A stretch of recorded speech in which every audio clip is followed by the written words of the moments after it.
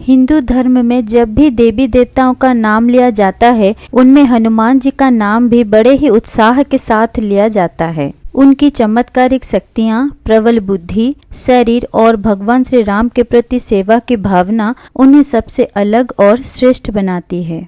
आज इस वीडियो में हनुमान जी के बारे में कुछ ऐसी बातें बताऊंगी जो हम सबके लिए जानना जरूरी है। क्यों हर युवाओं के लिए आइडल हैं हनुमान जी? क्योंकि आजकल युवाओं को चाहे पढ़ाई में हो, बल में हो, बुद्धि में हो, कहीं ट्रैवल में जाना हो या फिर मन की शांति के लिए हो, चाहे कुछ भी हो, बिना किसी भय और चिंता के हनुमान जी को अपना भगवान मानकर हर काम शुरू करें। फिर आपको किसी भी तरह की समस्याओं को सामना नहीं करना पड़ेगा। कलयुग में हनुमान जी जागृत और साक्षात देव हैं।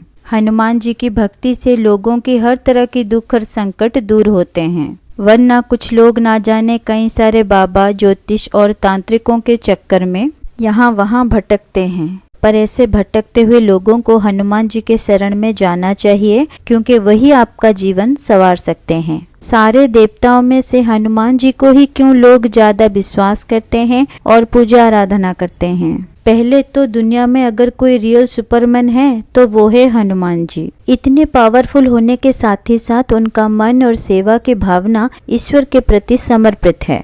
बाकी सभी देवताओं में से भक्तों की सहायता हनुमान जी तुरंत करते हैं।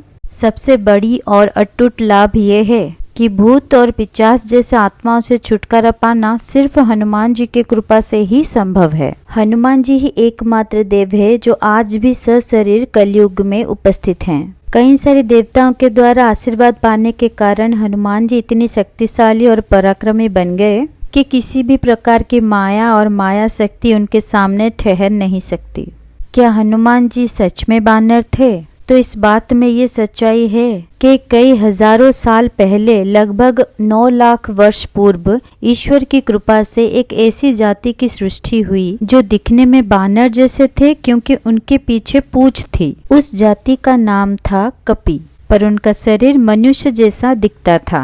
इस जाति में बुद्धिमत्ता और शक्ति हम जैसे मानवों से कहीं अधिक थी। कुरु साम्राज्य का एक प्रमुख स्थान था कपिस्थल। ये सब वहाँ रहते थे। उनमें से केसरी हनुमान जी के पिता थे और अंजना हनुमान जी की माता थी। यहीं हनुमान जी का जन्म हुआ था। उनके अलावा जैसे सुग्रीव, बाली, अंगद, ये सब भी कपि जाति के ही थे, पर दुर्भाग्य से ये जाति कुछ वर्ष के बाद विलुप्त हो गई। ऐसा लगता है कि भगवान श्री राम की सहायता के लिए ही ईश्वर ने इस जाति को निर्माण किया था। अगर संपूर्ण कपि जाति नष्ट हो गई तो हनुमान जी आज भी कैसे जीवित हैं? जबकि ईश्वर को पहले से ही सब कुछ पता है कि आगे जाके कलयुग के अंत में फिर से वो धरती पर आएंगे और तब धर्म की रक्षा के लिए फिर से भगवान को हनुमान जी की सहायता की जरूरत पड़ेगी। इसलिए श्री राम यानी कि विष्णु जी कलयुग के अंत तक जीवित रहने के लिए हनुमान जी को आशीर्वाद दिए थे। यहाँ और एक बात बता दूं कि जब श्री विष्णु कल के अवतार लेंगे तब हनुमान जी के साथ